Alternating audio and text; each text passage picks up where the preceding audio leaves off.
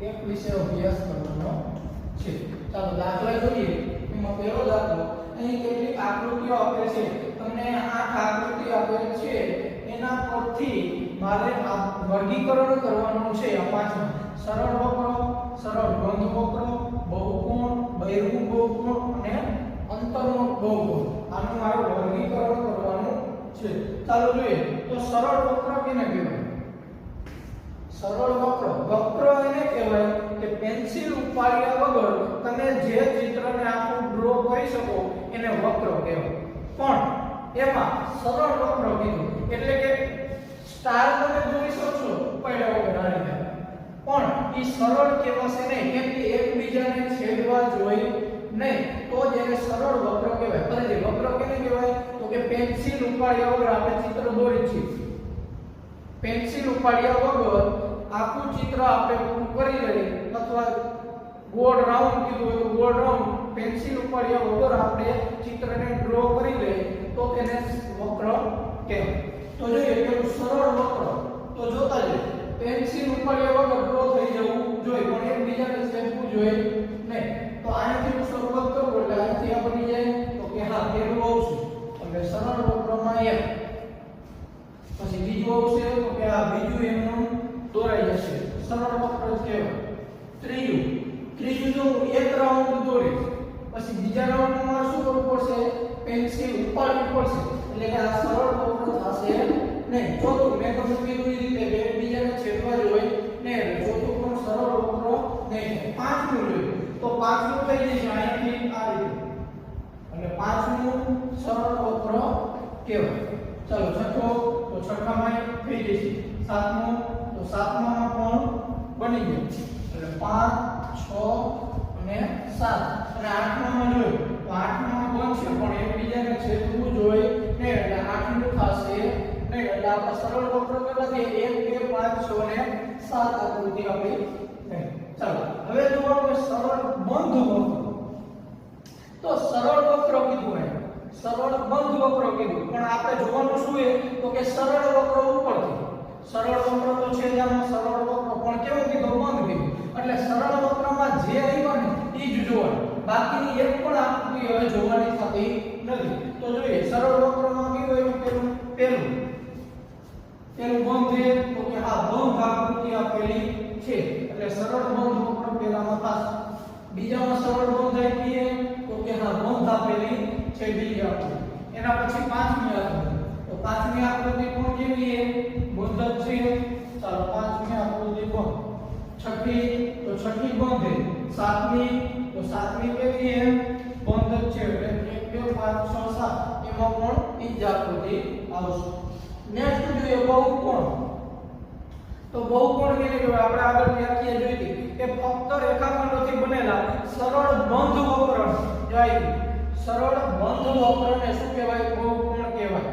એટલે કે સરળ બંધ વક્રને મારે આ આકૃતિ જોવાની છે પણ એમાં હજી મારે એ જોવાનું છે કે ફક્ત રેખાખંડથી જ બનેલી હોવી જોઈએ। તો પહેલી આકૃતિ જોઈએ તો એમાં શું હોય? રેખાખંડ જ આપેલા છે તો કે હા તો પહેલી આકૃતિ રહી શેમાં આવશે? બહુકોણમાં આવશે। બીજી આકૃતિ જોઈએ તો બીજી આકૃતિમાં કેવા છે? બધા રેખાખંડ જ આપેલા છે એટલે બીજી આકૃતિ પણ બહુકોણમાં આવશે। પાંચમી તો પાંચમી આકૃતિ જોઈએ તો એમાં બહુકોણ નથી, શું આપ્યા છે? ગોળ આપેલો એટલે એ આવશે નહીં। છઠ્ઠામાં ગોળ આકાર આપેલા રેખાખંડ નથી। સાતમામાં ગોળ રેખાખંડ છે નહીં એટલે બહુકોણ મને કેટલા મળ્યા? 1 અને 2 બીજી આકૃતિ। નેક્સ્ટ બહિર્મુખ બહુકોણ, તો બહુકોણ તો કીધું છે એટલે બહુકોણ કીધું એટલે કેવું જોવાનું? પહેલી અને બીજી આકૃતિ। હવે આ ભૂલી જવાનું તો બહિર્મુખ બહુકોણ કેને કહેવાય? તો બહિર્મુખ બહુકોણ એટલે કે એના વિકર્ણ અંદરના ભાગમાં છેદતા હોવા જોઈએ। ચતુષ્કોણના વિકર્ણ એટલે કે જો આનો વિકર્ણ રહ્યો એ સાત વિકર્ણો કેને કહેવાય? તો કે સામસામેના બિંદુ એકબીજાને શું હોય?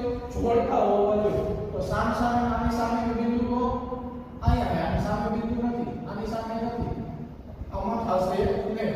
જો આમાં થશે આની સામેનો બિંદુ આની સામેનો બિંદુ એટલે બીજી આકૃતિ રે બહિર્મુખ બહુકોણ બનાવે છે।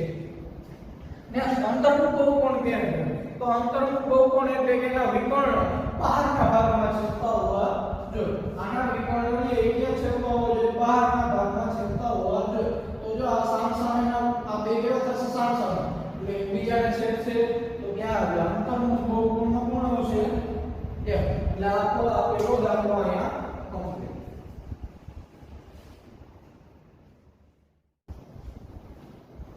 આગળ જોઈએ દાખલા નંબર 2 નીચે દર્શાવેલ પ્રત્યેકને કેટલા વિકર્ણ છે તે જણાવો તો આગળ આપણે પહેલા જ ભાગમાં વિકર્ણ શોધવાનું સૂત્ર જોયું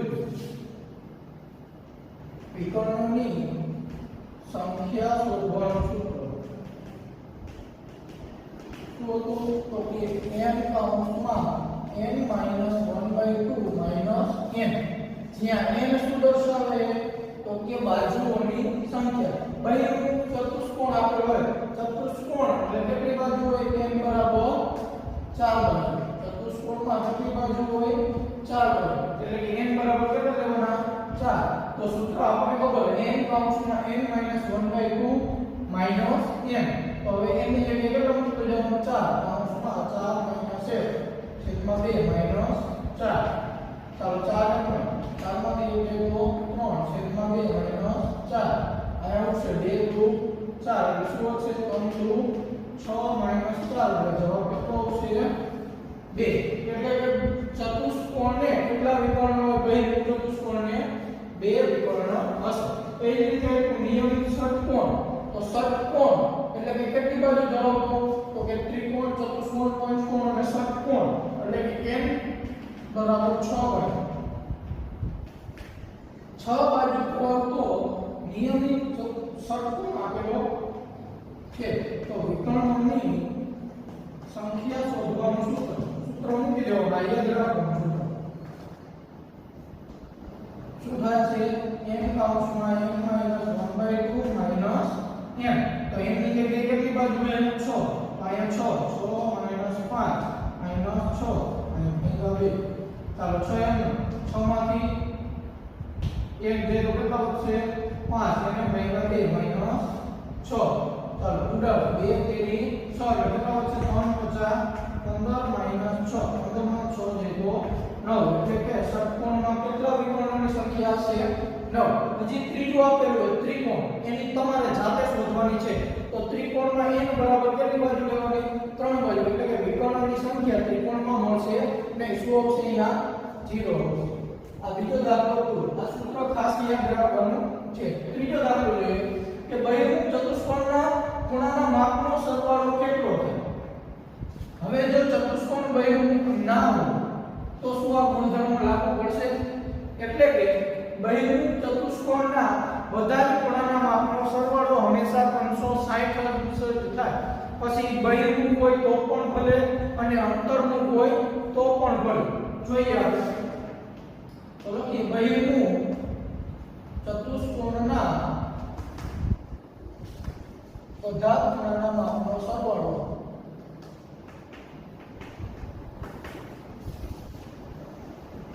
સરવાળો 360 થાય છે જો ચતુષ્કોણ બહિર્મુખ ના હોય એટલે કે અંતર્મુખ ચતુષ્કોણ એટલે કે અંતર્મુખ ચતુષ્કોણ હોય તો પણ ખૂણાના માપનો સરવાળો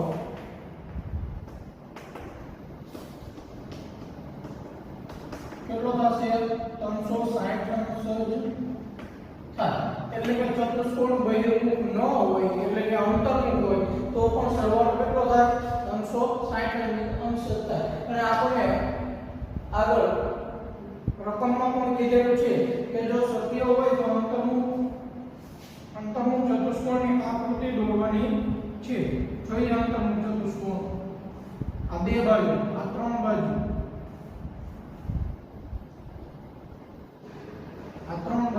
અને આ ચોથી બાજુ ચાલો જો આ વિકર્ણ એકબીજાને છેદ છે 12 અંતર્મુખ બહિર્મુખમાં 12 ની સાઈડ છેદવા જોઈએ એટલે કે ખૂણા કેટલા થશે 1 2 3 અને 4 એટલે કે આ બધા ખૂણાના માપનો સરવાળો કેટલો થશે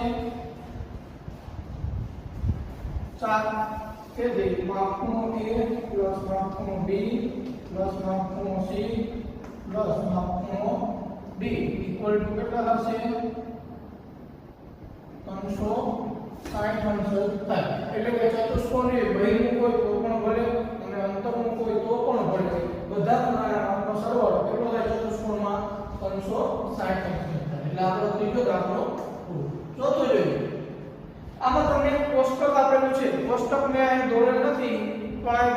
લઈ લો, એક કોષ્ટક આપેલું છે એમાં ત્રિકોણમાં એને વિભાજિત કરેલા છે અને આપણી પાસે સૂત્ર હતું કે કોઈ પણ ચતુષ્કોણ કોઈ પણ બહુકોણના અંદરના બધા જ ખૂણાના માપનો સરવાળો શોધવાનું સૂત્ર આપણી પાસે હતું.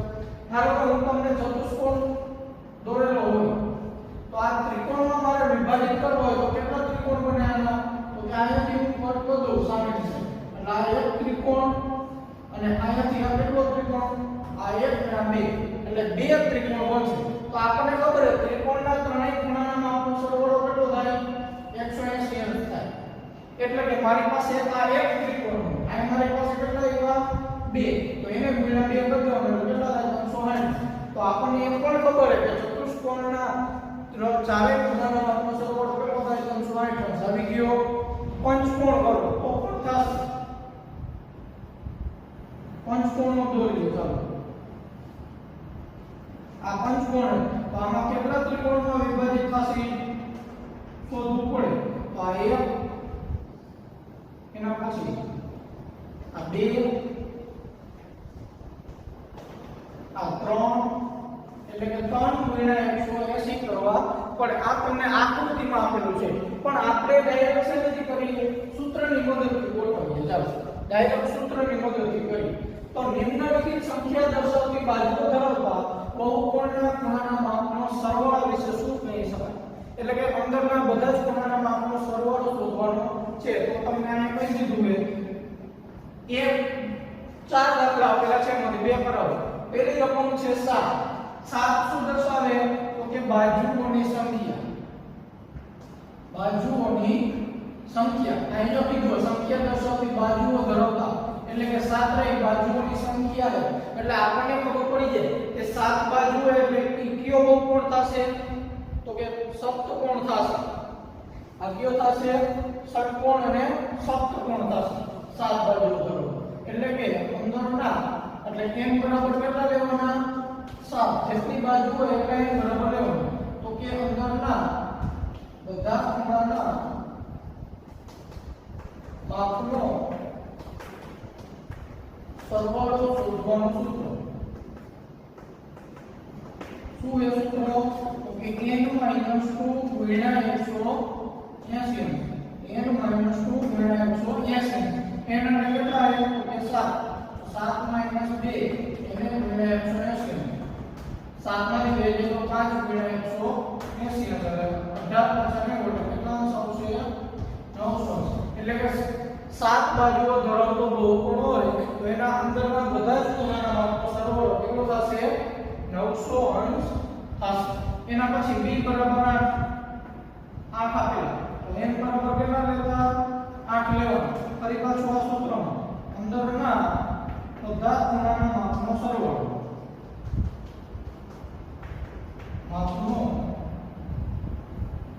સરવાળો શોધવાનું સૂત્ર શું છે? તો કે n - 2 ગુણ્યા 180. ચાલો એની જગ્યાએ કેટલા મૂકવાના? 8 - 2 ગુણ્યા 180. 8 માંથી 2 જાય તો 6 ગુણ્યા 180. 18 6 108 કેટલા થશે? 1080. એટલે કે 8 બાજુ એટલે કે અષ્ટકોણ. અષ્ટકોણના બધા જ ખૂણાના માપનો સરવાળો કેટલો થશે? 1080. અહીંયા આપણો આ ચોથો દાખલો પૂર્ણ.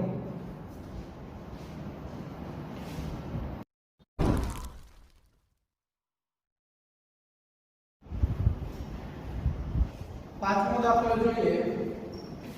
નિયમિત બહુકોણ એટલે શું? એવા નિયમિત બહુકોણના નામ આપો જેના 3 બાજુઓ 4 બાજુઓ અને 6 બાજુઓ. એના માટે નામ આપવાના છે. તો નિયમિત બહુકોણ એટલે તો નિયમિત બહુકોણ એટલે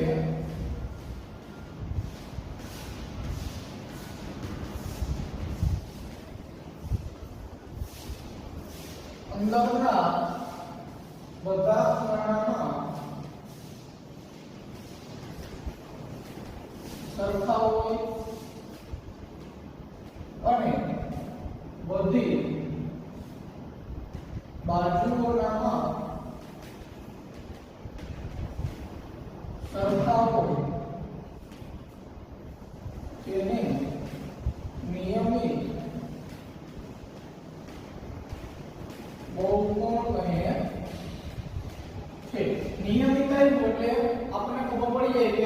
બધા જ ખૂણાના માપ સરખા હોય અને બધી બાજુના માપ સરખા હોય. તો મારે ત્રણ બાજુ હોય એનું નામ લેવાનું હોય.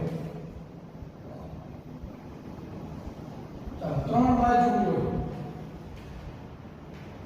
તો આ ત્રિકોણનું નામ લેવાનું. કેવો હોવો જોઈએ? નિયમિત હોવો જોઈએ. એટલે કે આ બધા બાજુઓના માપ સરખા હોવા જોઈએ અને બધા ખૂણાના માપ સરખા હોવા જોઈએ. છ બાજુ હોય. ચાલો અમારે ત્રણેયના નામ દેવાના છે. તો ત્રણ બાજુ એટલે આપણને ખબર છે શું થશે? ત્રિકોણ થશે. તો એવો કયો ત્રિકોણ છે કે જેની બધી બાજુના માપ સરખા હોય અને બધા ખૂણાના માપ સરખા હોય? તો ત્રિકોણના ત્રણ પ્રકાર હોય. સમબાજુ ત્રિકોણ, સમદ્વિબાજુ ત્રિકોણ અને વિષમબાજુ ત્રિકોણ. તો સમબાજુ ત્રિકોણમાં બધા જ ખૂણાના માપ સરખા હોય અને બધી બાજુના માપ સરખા હોય. એટલે ત્રણ બાજુ હોય એવો કયો બહુકોણ થશે? જેના ત્રણેય બાજુના માપ સરખા હોય અને ત્રણેય ખૂણાના માપ સરખા હોય. તો કયો થશે? સમબાજુ ત્રિકોણ. સમદ્વિબાજુ ત્રિકોણમાં શું થશે? કોઈ પણ બે બાજુના માપ સરખા હોય. જ્યારે વિષમબાજુમાં એકે બાજુના માપ સરખા હોતા નથી. નેક્સ્ટ ચાર બાજુ હોય એવો એટલે કે ચતુષ્કોણ થાય. તો એવો કયો ચતુષ્કોણ છે કે જેની બધી બાજુના માપ સરખા હોય અને બધા ખૂણાના માપ સરખા હોય? તો ચોરસમાં બધી બાજુના માપ સરખા હશે. ચોરસમાં બધી બાજુના માપ સરખા હશે અને બધા ખૂણા કેવા હશે? સરખા હશે. છ બાજુ હોય તો છ બાજુ હોય એટલે આપણે ખબર છે ષટકોણ થશે. તો એને આપણે સ્પેસિફાઈ કરી દેવાય નિયમિત. તો નિયમિત એટલે શું થાય? બધી બાજુના માપ સરખા અને બધી ખૂણાના માપ સરખા. એટલે નિયમિત શું થઈ જાય? ષટકોણ. તો આ થઈ ગયા આપણે નિયમિત બહુકોણ ની વ્યાખ્યા અને તેના નામ. નેક્સ્ટ છઠ્ઠો દાખલો જોઈએ. મારે ખૂણાના માપ શોધવાના છે.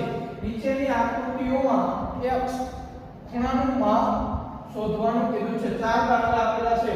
ચાલો પેલા ત્રણ દાખલા જોઈએ. અહીંયા પેલું જ્યારે x ની ચતુષ્કોણના બધા જ ખૂણાના પહેલા તો બધા જ ખૂણાના માપનો સરવાળો મને ખબર હોવી જોઈએ. તો એ આપણને સૂત્ર ખબર છે કે અંદરના બધા જ ખૂણાના માપનો સરવાળો શુદ્ધ હોવાનું સૂત્ર n - 2 કૌંસમાં n * 180 થાય. એટલે પહેલા અંદરના બધા જ ખૂણાના માપનો સરવાળો શોધવાનું સૂત્ર યાદ હોવું જોઈએ. એટલે આપણને દાખલો થઈ જાય. તો જ્યારે કોઈ પણ એક જ ચલની વેલ્યુ શોધવાની કીધી હોય એટલે એક જ ખૂણાનું માપ શોધવું હોય તો મને મળી જાય. પણ જો બે ખૂણાના માપ કીધો હોય તો મળશે નહીં. એટલે મારી પાસે બીજા ત્રણ ખૂણાના માપ છે પણ એક ખૂણાનું માપ છે નહીં. તો એ મને આસાનીથી મળી જાય. કઈ રીતે? તો કે ચતુષ્કોણના ચારે ખૂણાના માપનો સરવાળો. ચારે ખૂણાના માપનો સરવાળો કેટલો થશે? 180 સોરી 360 થાય. ચતુષ્કોણના ચારે ખૂણાના માપનો સરવાળો. ચારે ખૂણાના માપનો સરવાળો કેટલો થાય? 360 થાય. તેથી ચારે ખૂણાનો શું કરવાનો? સરવાળો. તો ચારે ખૂણાને x ગમે તે તમે પહેલા લઈ શકો. x + 120 + 130 પ્લસ કેટલા હોય? 50 બરાબર કેટલા? 360. ચાલો બીજી વાર બરાબર નહીં કરવાના કરાવતા એટલે આગળ શું કરવાના? તેથી તો આ x ની વેલ્યુ તો મારે શોધવી એટલે x એમ. હવે આ બધાનું શું કરવાનું હોય? સરવાળો. તો 120 ને 30 કેટલા થશે? 150. 150 પ્લસ 50 કેટલા? 360 બરાબર 360.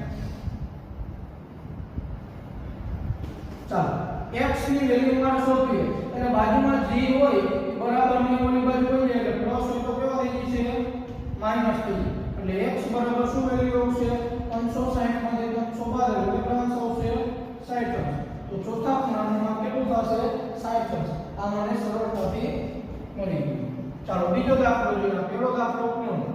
બીજો દાખલો જોઈએ. તો આમાં પણ મારે x ની વેલ્યુ શોધવાની છે. પણ જોવાનું બીજા ત્રણ ખૂણાના માપ આપેલા છે. તો કે આ એક ખૂણો 70 બીજો 60 પણ આ ખૂણાનું માપ મને આપેલું નથી. પણ જો બહારની સાઈડ બહિષ્કોણમાં બહિષ્કોણ એટલે બહારનો ખૂણો મને કેટલા અંશનો આપેલો છે? 90 અંશનો આપેલો છે. એટલે કે કાટખૂણો છે.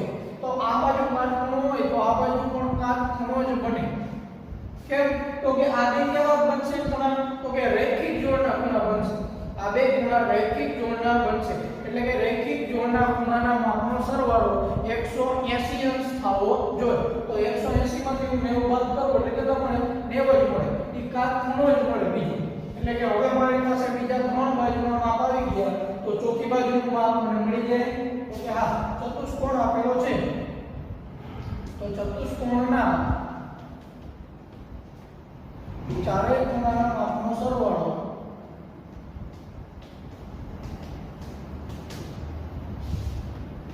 માપનો સરવાળો 360 અંશ થાય છે તેથી x + 70 અંશ + 60 અંશ + 90 અંશ બરાબર 360 ચાલો x એમનો ચાલો આ ત્રણેયનું શું કરવાનું સરવાળો કરી 9 6 15 એટલે 150 એટલે 220 અંશ બરાબર 360 અંશ ચાલો મારી x ની વેલ્યુ જોઈએ એટલે 220 શું થઈ ગઈ છે 360 માંથી બાદ કેમ કે આ પ્લસ છે ઉપર જાય તો માઈનસ થઈ જાય તો x બરાબર શું આવશે 0 માંથી 0 જાય તો 0 6 માંથી 2 જાય તો 4 3 માંથી 2 જાય તો 1 એટલે 140 અંશ તો ચોથા ખૂણાનું માપ કેટલું થશે મારી પાસે અહીંયા 140 અંશ થશે નેક્સ્ટ ત્રીજો દાખલો જોઈએ કેની આકૃતિ આપેલી કેટલા બાજુઓનો બહુકોણ છે તો કે આ 1 આ 2 આ 3 આ 4 અને 5 જોજો અહીંયા પંચકોણ આપેલો ચતુષ્કોણ નથી આમાં ચાર જ બાજુ થશે 1 2 3 અને 4 એટલે કે ચતુષ્કોણના ચારે ખૂણાનો સરવાળો કેટલો થયો 360 પણ મને અહીંયા શું આપ્યું પંચકોણ આપ્યો પંચકોણના મારે બધા જ ખૂણાના માપનો સરવાળો શોધવો પડશે તે પહેલા હું જોઈ લઉં કે મારી પાસે બીજા ચાર ખૂણાના માપ આપેલા છે કે નહીં તો જોઈએ અહીંયા મને આપ્યું 30 અંશ અહીંયા x અને x એટલે એ બે સરખા ચાલો બીજા હજી બીજા ખૂણાના માપ જોઈએ તો અહીંયા બે આપેલા નથી તો પહેલા મારે અંદરના ખૂણાના માપ શોધવા પડશે એટલે કે આ બે ખૂણા મારી પાસે હોવા જોઈએ તો હું અહીં ધાર લઉં a અને b હું અહીં ધાર લઉં આ ખૂણો a અને આ ખૂણો b ચાલો હવે આપણને ખબર છે કે આ બે કેવા ખૂણા થશે એકબીજાને રૈખિક જોડ થશે આપણે આગળ ધોરણ 7 માં રેખાના ખૂણાવાળું ચેપ્ટર ભણી ગયા આ બે કેવા થશે એકબીજાના રૈખિક જોડના ખૂણા થશે એટલે કે રૈખિક જોડના બંને ખૂણાના માપનો સરવાળો કેટલો થશે 180 તો મારે આ a ની વેલ્યુ શોધવાની છે તો a બરાબર શું થશે આ બેનો શું થશે સરવાળો a + 70 બરાબર 180 કૌંસમાં તો રૈખિક જોડના ખૂણા ફરી રૈખિક જોડના બંને ખૂણાના માપનો સરવાળો એટલે આ બે રૈખિક જોડે એ બે ખૂણાના માપનો શું કરવાનો સરવાળો એના બરાબર કેટલો થાય 180 મને એની વેલ્યુ મળી જશે તો a બરાબર શું થશે તો કે 180 માંથી 70 બાદ એટલે a બરાબર કેટલા મળશે 110 ચાલો a મળી ગયું હજી મારે શું કેની કિંમત મેળવવાની છે તો કે b તો b પ્લસ આ બે રૈખિક જોડ થશે b પ્લસ 60 અંશ બરાબર 180 કૌંસમાં રૈખિક જોડના ખૂણા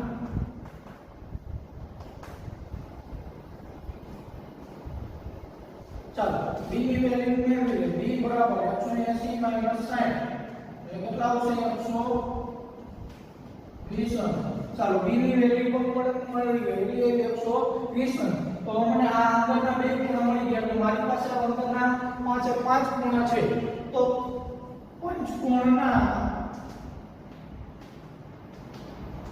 બધા ખૂણાના માપનો સરવાળો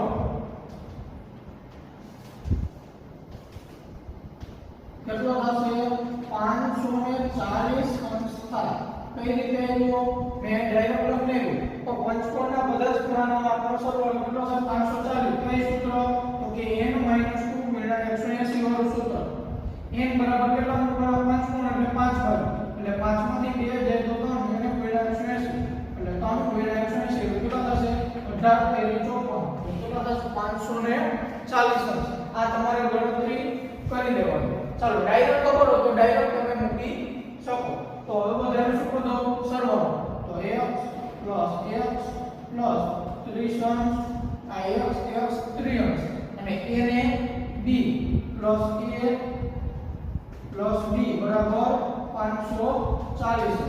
ચાલો x ની વેલ્યુ મને લખો. આ x ને x કેટલા થઈ જશે 2x પ્લસ આ 30 અંશ પ્લસ a ને b ની વેલ્યુ મારી પાસે છે a ની 110 અંશ પ્લસ b ની 120 અંશ બરાબર 540. ચાલો 2x નો આ ત્રણેયનો સરવાળો 120 ને 30 150 250 ને 260 અંશ બરાબર 540. ચાલો 2x બરાબર 260 અંશ ઉપર દેવાના 540 માંથી બાદ થઈ જશે એટલે 2x બરાબર કેટલા મળશે? 7 માંથી ભાગીએ 0 માંથી 0 જાય 0 4 માંથી 6 જાય 10 તો 14 માં 6 જાય તો 8 4 થઈ જશે 4 માંથી 2 જાય તો 2 એટલે કેટલા આવશે 280 અંશ. પણ મારે શેની વેલ્યુ જોઈએ? x ની વેલ્યુ જોઈએ એટલે હજી બે ક્યાં હોય છે છેદમાં તો x બરાબર 280 અંશ ભાગ્યા 2 આ 2 રે x ના ગુણાકારમાં તો જો બરાબરની ઉપર જાય ક્યાં આવી જાય ભાગાકારમાં એટલે x બરાબર કેટલી વેલ્યુ મળશે ભાગાકાર કરો એટલે 140 અંશ. તો મારી પાસે x ની વેલ્યુ કેટલી આવશે 140 અંશ. એટલે કે આ ત્રણ દાખલા જોઈએ આપણે x ની વેલ્યુ શોધવા. પછી આપણો ચોથો